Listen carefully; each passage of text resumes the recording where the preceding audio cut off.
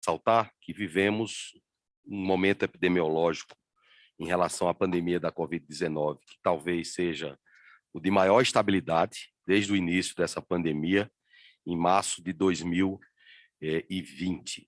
Temos uma média móvel de óbitos que vem caindo sistematicamente. Hoje, a média móvel nos últimos 7 dias dos óbitos é da ordem de menos de 120 casos, e isso se deve, sobretudo, ao sucesso da nossa campanha nacional de imunização. O Brasil, como é do conhecimento de todos, tem uma das mais bem-sucedidas campanhas de imunização contra a Covid-19. Nós já distribuímos mais de 380 milhões de doses de vacina com a nossa população. Nós já temos a população acima de 18 anos, mais de 85% coberta com 2 doses de vacina. Estados como o estado de São Paulo, o estado do Rio de Janeiro, já tem uma cobertura vacinal bastante ampla. Capital, Vitória do Espírito Santo, tem uma cobertura excelente, a cidade de São Paulo, a cidade do Rio de Janeiro, e isso permite vislumbrar uma ambiência mais favorável na saúde pública brasileira.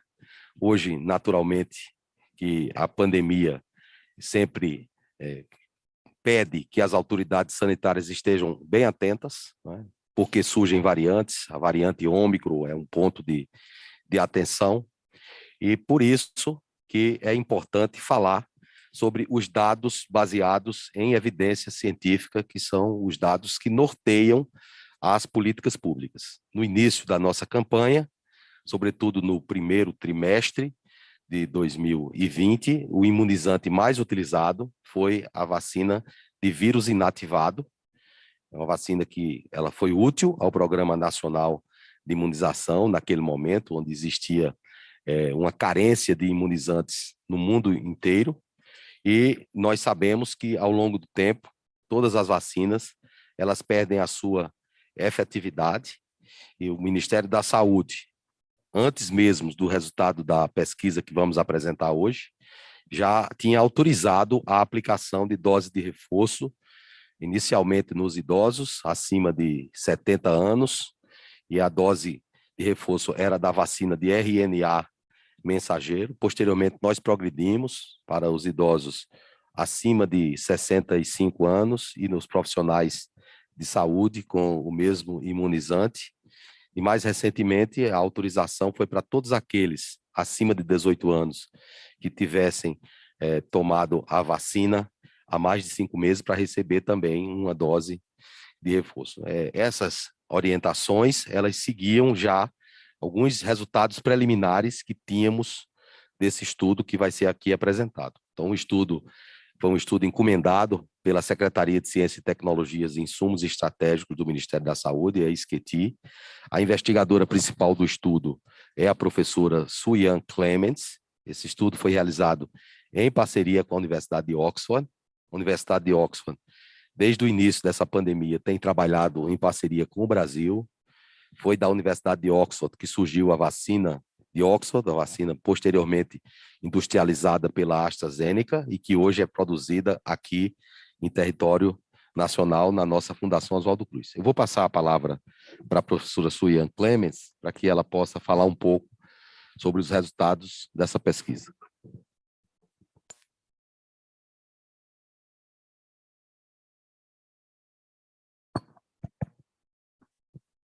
Obrigada, ministro. Como o ministro colocou, nós recebemos essa encomenda do Ministério da Saúde em relação à duração da proteção dos indivíduos que tomaram Coronavac, tiveram a imunização primária com a Coronavac após 6 meses. E como se comportaria uma dose de reforço das diferentes vacinas oferecidas pelo PNI. Então, nós iniciamos esse estudo em agosto, e ele teve como objetivo avaliar a resposta imune após 6 meses dos indivíduos vacinados com 2 doses da Coronavac e avaliar a resposta imune oferecida por uma dose de reforço com as vacinas do PNI. Foram incluídos 1.205 voluntários no Brasil em 2 centros, em São Paulo e em Salvador, distribuídos em 2 grupos etários, de 18 a 60 anos e maiores de 60 anos. Esse estudo utilizou testes laboratoriais validados e aceitos por agências regulatórias internacionais, incluindo a Anvisa. Esses testes, eles são ultrassensíveis, diferentes dos testes comerciais que nós vemos nos laboratórios. Avaliamos o título total de anticorpos e o título de anticorpos neutralizantes, aqueles que neutralizam o vírus. E por quê? Porque na literatura internacional, realmente, embora não haja um correlato de proteção, já vemos na literatura vários trabalhos mostrando a relação muito estreita do título de anticorpos neutralizantes com eficácia, efetividade e, consequentemente, potencial proteção. A proteção total é medida em relação ao título de anticorpos neutralizantes? Não, a gente também tem outros tipos de imunidade e também o título total de anticorpos também conta. Em relação aos resultados, 90% dos indivíduos recrutados apresentaram anticorpos totais. Entretanto, os títulos eram bem baixos. Focando agora nos resultados dos anticorpos neutralizantes, cerca de 80% dos indivíduos do estudo não apresentavam anticorpos neutralizantes detectáveis para as cepas circulantes no Brasil, as cepas Delta e Gama. Foi aplicada, então, uma dose de reforço. 28 dias depois, nós coletamos sangue. E o que nós verificamos?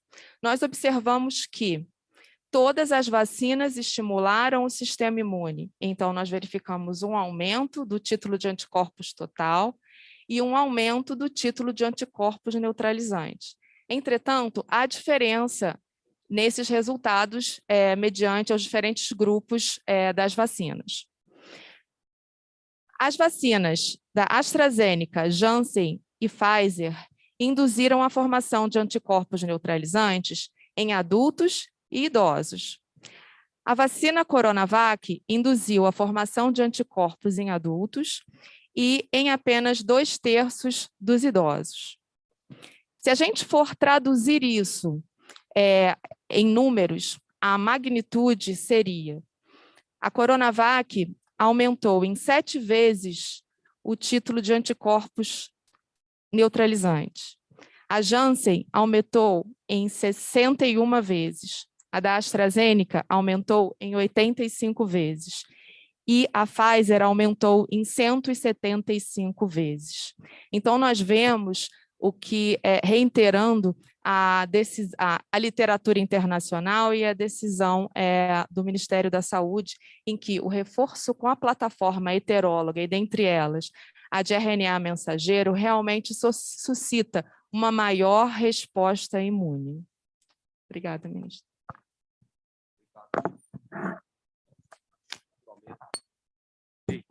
A orientação do Ministério da Saúde, ela, em relação ao reforço, também foi derivada da literatura internacional sobre o tema, também de um estudo de efetividade conduzido pela Fundação Oswaldo Cruz, e o que o Ministério da Saúde orientou, aqui quero repetir, foi a aplicação de dose de reforço com a vacina Pfizer, que é a que eleva mais os anticorpos. E é importante que os entes federados, os estados e municípios, sigam as orientações do Programa Nacional de Imunização, para que possamos seguir tendo os resultados que temos até hoje, né? O Brasil já distribuiu mais de 20 milhões de doses de reforço, mais de 17 milhões dessas doses foram aplicadas, e isso é muito importante porque nós sabemos que, infelizmente, todas essas vacinas, elas perdem a efetividade depois de 180 dias, e é importante que nós consigamos subir as respostas de cada um dos que tomam essas vacinas, para proteger não só para as variantes circulantes. Aqui no Brasil hoje a variante predominante é a variante Delta, e essa dose de reforço, conforme orientado pelo Programa Nacional de Imunização, ela protege em relação a casos graves da Delta, e já existem alguns dados da literatura internacional, embora ainda são dados, não tem assim uma força de evidência muito grande, mas que uma dose de reforço com a vacina de mRNA ou com a vacina do vetor viral recombinante, no caso aqui do Brasil, a AstraZeneca, elas têm eficácia contra a variante Ômicron, né, que é uma variante de preocupação, surgiu aí nas últimas 2 semanas, tem causado preocupação no mundo inteiro em função de uma possível maior transmissibilidade, tem causado alerta na saúde pública mundial. Felizmente, ainda não detectamos um número proporcional de hospitalização e óbitos. Eu vou pedir ao professor Arnaldo Medeiros, que é o nosso secretário de Vigilância e Saúde, que faça um resumo acerca da variante Ômicron, e depois a professora Suyan Clemens, que é uma grande especialista em imunização, também pode tecer algumas considerações acerca de possíveis escapes em relação aos esquemas de vacinação hoje disponíveis. Professor Arnaldo. Obrigado, ministro. Boa tarde a todos. No dia 24/11, né, o nosso CIEVES, que é uma rede de inteligência epidemiológica, que nós saímos de 55 CIEVES para 164 CIEVES no nosso Brasil, ministro. No dia 24/11, o nosso CIEVES detectou um rumor que nós chamamos em epidemiologia, quando sai alguma notícia no mundo inteiro sobre uma nova possível variante na África do Sul. Isso foi no dia 24. No dia 26, a Organização Mundial de Saúde identificou essa variante como uma variante de preocupação, que classificou ela, portanto, como variante Ômicron. Nós emitimos na Secretaria de Vigilância em Saúde um comunicado de risco para as autoridades competentes em relação ao que se sabia até então sobre a variante Ômicron, e na sequência, imediatamente, nós montamos uma sala de situação, na qual o senhor esteve presente, ministro, com todas as equipes transversais dentro da SVS, para avaliarmos e monitorarmos os casos de variante Ômicron no nosso país e no mundo inteiro. Né? Essa sala de situação ela vem produzindo diariamente informes a respeito da variante Ômicron no Brasil e no mundo, e distribuímos isso para as autoridades sanitárias do nosso país. De modo que até o dia de ontem, né, que o último informe foi exatamente do dia, o informe número 18 saiu no dia 16/12, que foi o dia de ontem, ministro. Nós temos no mundo 7.123 casos confirmados, com cerca de 70 países. Cerca de quase 60% dos casos confirmados estão envolvidos, embora tenhamos casos confirmados em todos os intervalos etários, a maior parte dos casos confirmados, quase 60%, é no intervalo etário de 20 a 39 anos. No nosso país, devido à nossa vigilância genômica estabelecida no nosso país, nós já temos 19 casos confirmados em 4 unidades federais. Desses 19 casos, 11 é do sexo feminino, 8 é do sexo masculino. Destes 19 casos confirmados, 16 têm vacinação completa, 2 têm um esquema incompleto e 1 sem informação. Com relação às evidências dessa variante, quando a gente olha para o espectro de mutações, a grande maioria das mutações dessa variante se encontra na região genômica que codifica para a proteína espicular, né, ou como a gente chama a proteína spike, a proteína S. Ela tem um grande número de mutações, e quando muitas dessas mutações que nós encontramos na variante Ômicron, a gente encontra em outras variantes de preocupação em circulação, tanto na variante Gama quanto na variante Delta. Mas quando nós olhamos para alguns aspectos das evidências científicas dessa variante, elas mostram que essas mutações, e tem se mostrado quando a gente olha a análise de evolução de casos em alguns países, em que ela sim confere talvez ao vírus uma maior transmissibilidade. Com relação à severidade da doença, ainda não há indícios muito claros de que ela possa provocar uma maior severidade da doença, embora em alguns países onde ela esteja com bastante circulação, tem mais casos de internação, porque, obviamente, tem mais pacientes infectados, consequentemente, acaba gerando uma certa pressão no próprio sistema de saúde. Tivemos um relato, até agora confirmado, de um óbito de um paciente no Reino Unido, com relação à variante Ômicron. Hoje, no mundo, a variante surgiu na África do Sul, né, foi detectada primeiro na África do Sul, embora, onde eu falei para o senhor ministro que o caso zero tinha sido em Botsuana, hoje, na verdade, o caso zero ele foi identificado um pouquinho antes e foi na Nigéria. De modo que os dados ainda são, a cada dia, né, a gente está aprendendo e conhecendo, entendendo melhor os aspectos relevantes da epidemiologia desta variante, mas hoje o país, embora a África do Sul tenha sido o primeiro país a relatar o maior número de casos, hoje no mundo o país que mais tem casos da variante Ômicron é o Reino Unido.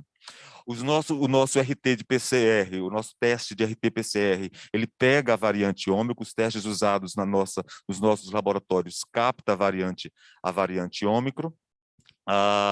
Há indícios que o paciente que ele tem uma maior capacidade de reinfecção, embora todos esses dados ainda sejam extremamente preliminares, por não termos ainda dados científicos suficientes, pelo óbvio, de que a variante tem aproximadamente 3 semanas da sua identificação. Acho que era isso, ministro. Obrigado. Obrigado, Arnaldo. A professora Suiane quer fazer alguma consideração acerca dos esquemas vacinais e a cobertura em relação à variante Ômicron? Adicionando ao que o professor Arnaldo colocou, é importante a gente colocar que na Europa existem bolsões bastante significativos de pessoas não vacinadas, né? Sim, por exemplo, na Dinamarca, adicionando, nós verificamos, tem um estudo mostrando que já temos mais de 3.500 infecções pela variante, mas somente 14 hospitalizações. Em relação ao escape vacinal, há um trabalho também publicado recentemente pelo Reino Unido, de pessoas que tomaram 2 doses da AstraZeneca e pessoas que tomaram 2 doses de Pfizer, tomando um reforço da vacina RNA mensageiro com a Pfizer, né?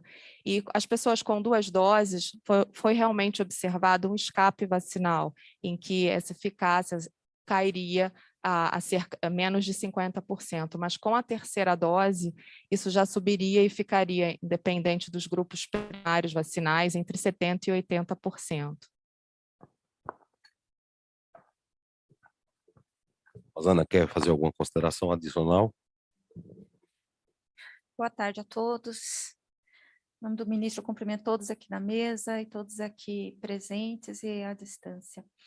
Como nós estamos falando em relação às doses de reforço, a linha do tempo das nossas decisões enquanto Ministério da Saúde, enquanto coordenadores das medidas, né, a serem tomadas em relação à Covid e principalmente em relação à imunização. Então, todas as nossas decisões, como o ministro bem colocou, elas foram baseadas não só nos dados científicos internacionais, mas nos nossos trabalhos que nós contratamos, né, no caso Oxford, no caso também a Fiocruz, também alguns trabalhos internos, revisões, e esse trabalho, aproveito e parabenizo a doutora Suem por estar à frente deste e de outros também, que trazem, sim, a vida real do que está acontecendo aqui com a população brasileira, a população que está sendo imunizada, que embora nós tenhamos, utilizando esses imunizantes, essas plataformas no mundo todo, nós também temos que ter aquele olhar mais diferenciado. Haja vista como que foi a emergência da Delta, que hoje ela sim, ela é a predominante no nosso país, porém ela não trouxe todos aqueles efeitos, né, que aconteceram nos outros países. Infelizmente, também tivemos a variante Gama, que foi extremamente deletéria em nós aqui, e a Ômicron, ela é sim agora uma das nossas maiores preocupações. Nós constantemente estamos monitorando, acompanhando não só esses aumentos de caso, como o doutor Arnaldo colocou, a vigilância genômica. Hoje, todos os nossos estados já têm um aparelho para a gente fazer sequenciamento. Alguns já estão funcionando, outros já estão com as pessoas capacitadas e uma minoria ainda será implantado, mas já tem isso direcionado. E esse tipo de testagem é extremamente importante na emergência dessas variantes. Em relação a essas doses, né, por isso que é importante uma coordenação, por isso que é importante que se fale a mesma língua, porque o Ministério da Saúde, ele lança normas, né, responsável por essa política, digamos dessa forma, porém, isso há que ser cumprido na ponta. Por quê? Porque não só atrapalha os nossos acompanhamentos para sabermos como que é a resposta aqui na população brasileira, mas também interfere em termos de quantitativo. Hoje, para vocês terem uma ideia, nós estamos debatendo na Câmara Técnica a questão se há, sim, a necessidade de uma redução do intervalo dessa dose de reforço que foi colocada aqui pela doutora Suém, né, mas baseados em dados. O Reino Unido, ele foi uma tomada de decisão, mas o processo, como está lá o cenário epidemiológico, ele é diferente, né, do nosso, por isso que nós, até hoje, advogamos esse intervalo de 5 meses, né, para todos acima de 18 anos, como foi bem colocado. Mas tudo é mutável. O que nós sabíamos lá no início, hoje as evidências elas trazem outra. Então, assim, o que eu gostaria de falar? A atenção e todas as nossas decisões do Ministério da Saúde, elas são baseadas, sim, nas melhores evidências atuais e principalmente nas diferenças que o nosso país tem, sejam locais, do povo brasileiro, que a pandemia ela também tem mostrado isso, não só em termos de cultura, mas em uma série de outros fatores. Obrigada. Em saúde pública, é muito importante observar os resultados. Há cerca de 180 dias, nós tínhamos uma média móvel de óbitos superior a 3.000 casos.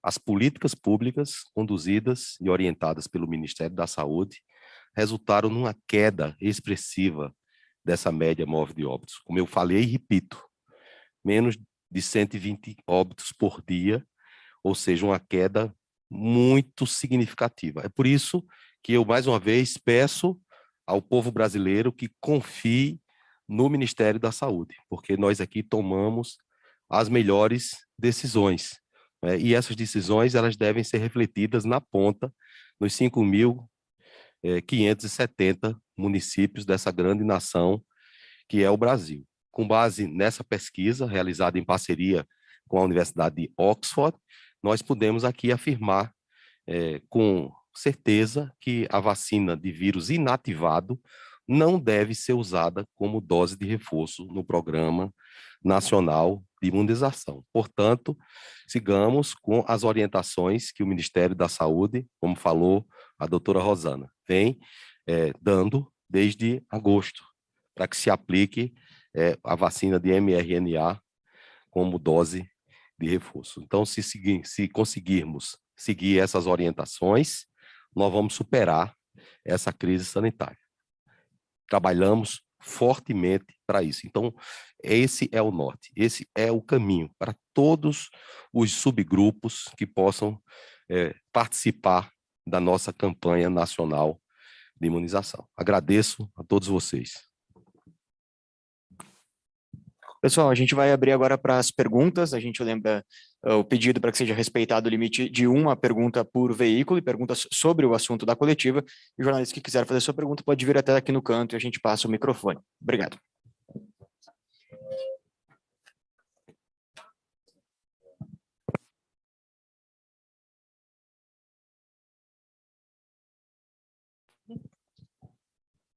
Oi, boa tarde, Natália da CNN. Ministro, dessa forma, então, a Coronavac perde utilidade para 2022, pensando que em 2022 a gente vai ter um ano de dose de reforço e também, talvez, vacinação das crianças.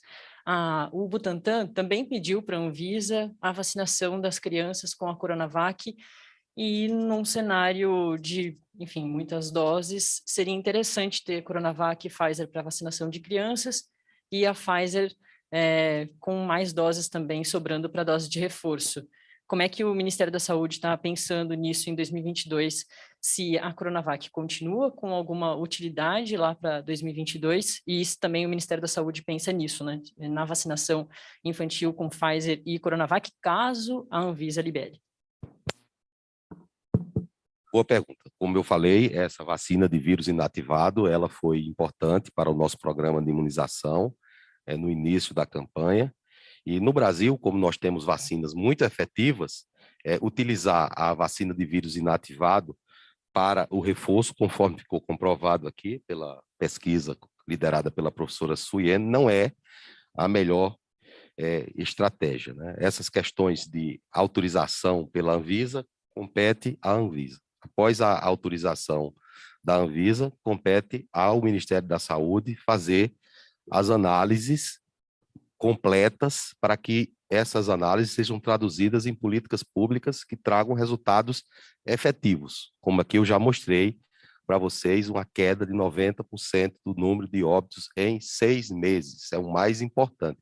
Então, nós estamos atentos e vamos tomar as melhores decisões. Então, não só para a vacina de vírus inativado, mas como qualquer outra vacina, se ficar comprovado cientificamente a sua utilidade, seja com dose de reforço, ou seja, como vacinação primária em qualquer faixa etária que for prevista a vacinação, pode ser considerado pelo Ministério da Saúde, mas precisamos de dados, né? A vacina Coronavac ainda não tem registro definitivo sequer para o público acima de 18 anos. Quando nós orientamos não aplicar a mesma vacina de vírus inativado como dose de reforço, e alguns seguiram um caminho diverso, hoje a evidência científica ela mostra que a orientação do Ministério da Saúde era a orientação correta. Por quê? Porque o Ministério da Saúde só pensa no melhor para a saúde de cada um dos mais de 200 milhões de brasileiros. Boa tarde, ministro. Boa tarde a todos. Melissa Duarte, Jornal o Globo. Ministro, diante dessas evidências do estudo de Oxford e da preocupação com a variante Ômicron, o Ministério da Saúde já discute, já avalia estender também a vacinação com reforço para os adolescentes. Teve estados que começaram ainda em julho a aplicar a dose nessa população, né? E também, com esses resultados que demonstram a eficácia menor da Coronavac na dose de reforço, o Ministério planeja algum contrato com o Butantan para o ano que vem? Bom, a questão da Covid-19, nós sabemos que do ponto de vista epidemiológico, o que nos preocupa mais são os mais idosos. Esses são os que efetivamente têm maior letalidade causada por essa doença. E nós precisamos prosseguir com a segunda dose de vacina, sobretudo desse público, e com a dose de reforço. Essa é a preocupação número 1 do Ministério.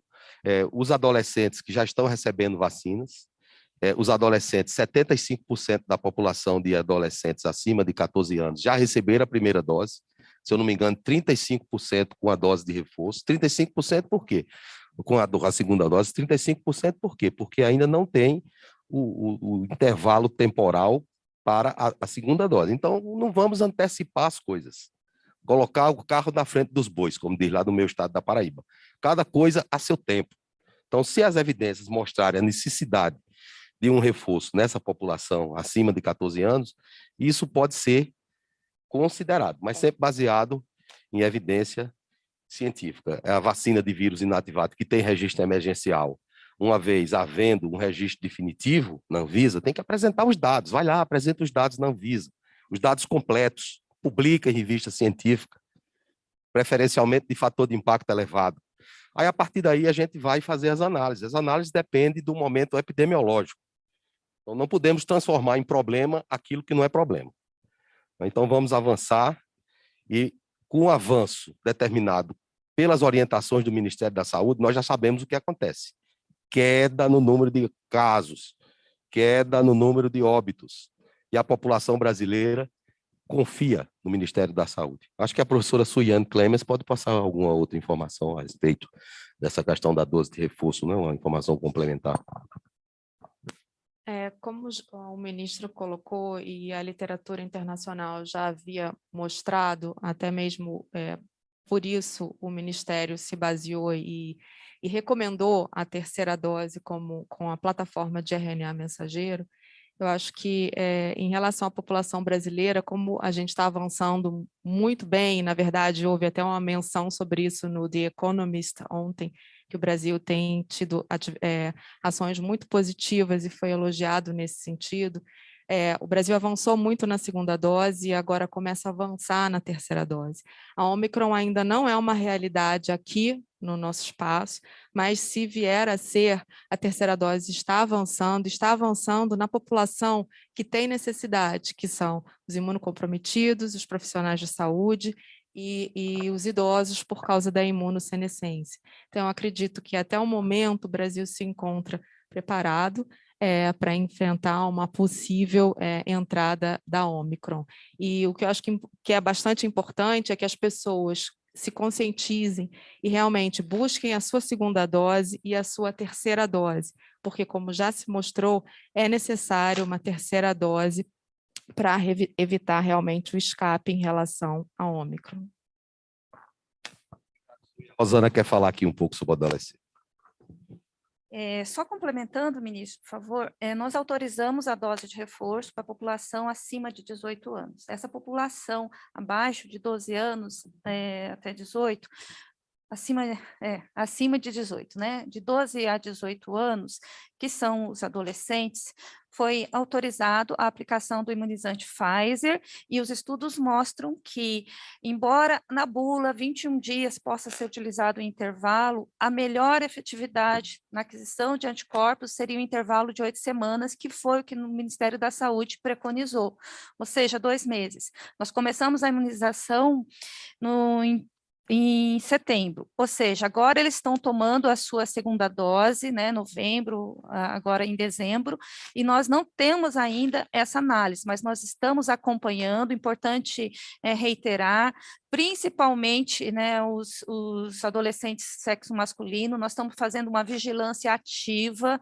monitorando todas essas doses que estão sendo feitas nos adolescentes brasileiros, tá? Que isso faz parte da nossa farmacovigilância, assim como nas gestantes, então a gente tem esse olhar mais especial com esse público.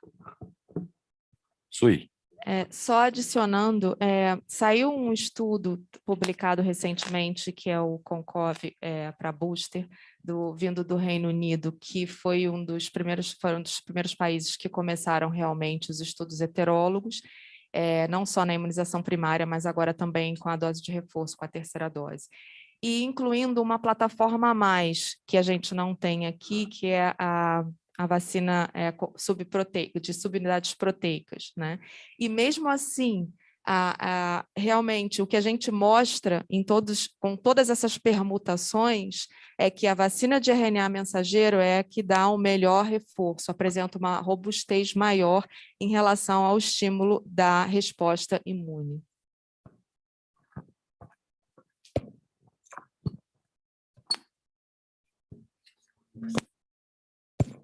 Bom, boa tarde, ministro. Boa tarde a todos. Aqui é a Isis Tassiarini, repórter da CBN. Durante a coletiva de hoje, ministro, o senhor reforça a importância da vacinação, faz até um apelo para as pessoas procurarem, né, o imunizante. Mas hoje o senhor diz também que não há consenso em relação a vacinar crianças a partir de 5 anos. Eu queria saber o porquê, já que aqui o senhor endossa a importância da vacinação. E ainda nesse tema, a Anvisa e a Associação dos Servidores divulgaram uma nota repudiando ontem a declaração do presidente da República, que ameaçou divulgar nome de técnicos da Anvisa que aprovaram a Pfizer. Queria saber qual que é a opinião do senhor em relação a isso. Obrigada. Bom, esse não é o assunto da nossa entrevista coletiva. O presidente Bolsonaro alocou 33 bilhões de reais para aquisição de imunizantes. E é por isso que o Brasil foi até elogiado pela Economist, como a professora Suyen falou, não foi nem eu que falei, foi ela, como muito bem sucedido em relação à campanha de imunização. Então, seguindo as determinações do presidente da República, estamos trabalhando fortemente para que as políticas públicas elas cheguem a cada um dos brasileiros. E o controle da pandemia é a prova de que estamos no caminho certo. Essas outras questões não fazem parte da entrevista coletiva que estamos fazendo hoje aqui. Desculpa. Boa tarde, ministro. Rebeca, do Metrópolis. Eu queria perguntar o que vai acontecer com as pessoas que tomaram lá em São Paulo a dose de reforço da Coronavac. O Ministério da Saúde tem alguma orientação? Bom, Rebeca, a orientação é que sigam o Programa Nacional de Imunização, né? Se seguem o Programa Nacional de Imunização, a gente caminha junto e tem melhores resultados. Esses que tomaram a vacina Coronavac por uma orientação diversa, conforme a professora Suyan Clemens anunciou, essa vacina também eleva os anticorpos, né? Então, sendo assim, eles têm uma proteção, claro que menor do que a proteção da Pfizer, mas nós estamos trabalhando aqui em conjunto com as secretarias do Estado de São Paulo, com a Secretaria Municipal, e vamos observar e tomar a melhor conduta. Oi, ministro, boa tarde. Mara Mendes, da TV Record. Eu só preciso tirar uma dúvida. Qual é o percentual de proteção da Pfizer? Quando a professora falou, ela falou em relação à AstraZeneca e falou tudo junto. Aí eu quero saber separado, porque já que é uma indicação do Ministério da Saúde, como a pesquisa de Oxford apontou, eu só preciso saber esclarecer qual é o percentual de proteção da Pfizer. Por favor, Sui. O percentual de proteção em relação a quê?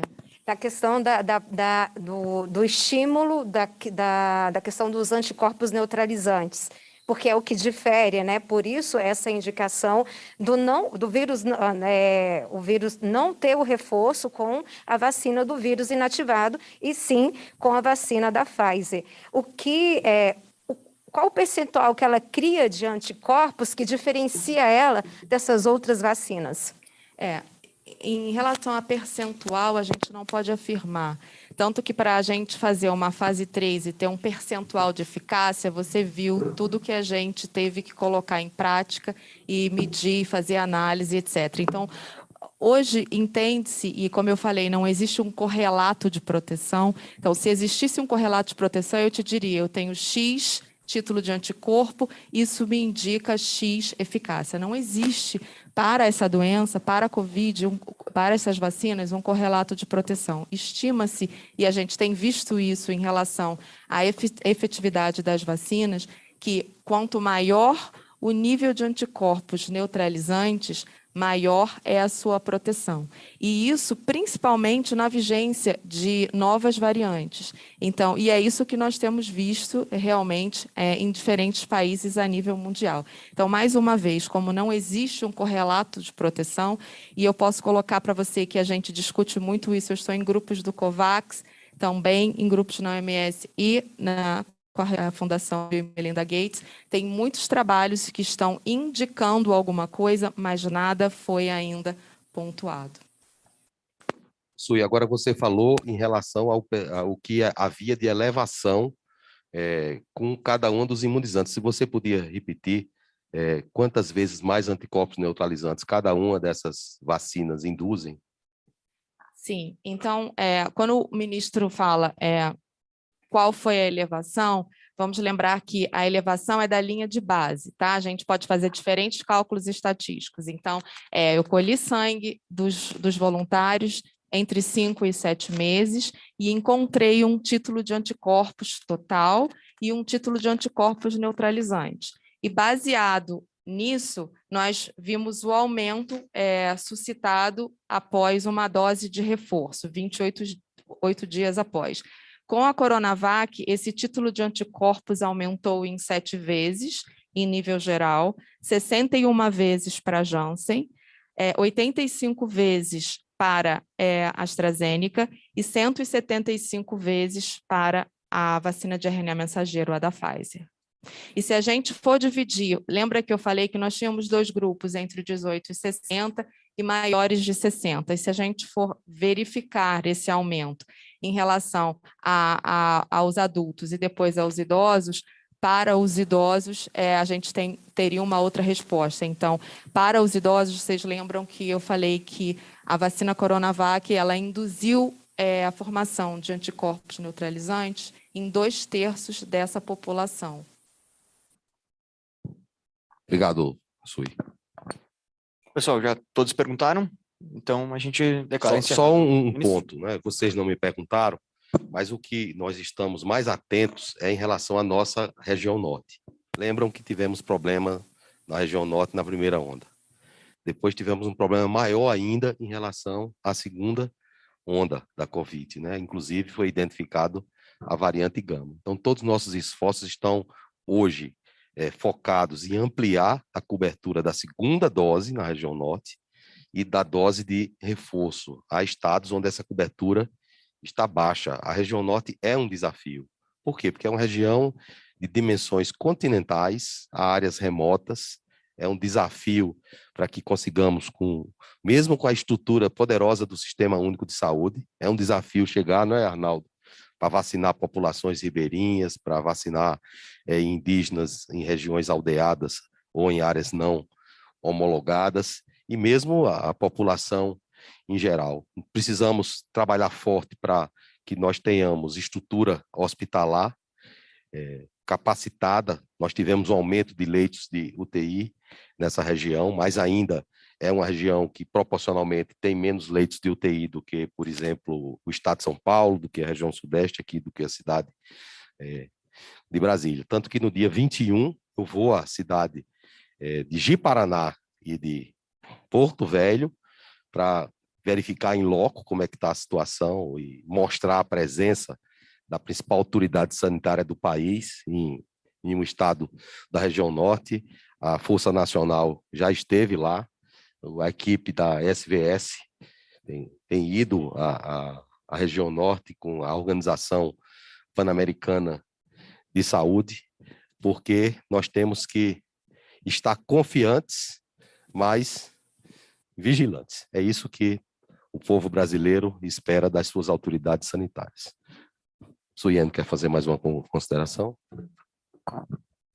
Sim, só adicionando no estudo que eu já havia comentado, que veio também do Reino Unido, que é o Combust, como eu havia falado, pessoas que tiveram a imunização primária com vetor viral, AstraZeneca e RNA mensageiro tomaram a terceira dose de diferentes plataformas, dentre elas Moderna, RNA mensageiro, a Pfizer, a vacina de unidades proteicas, mas também uma da vacina inativada.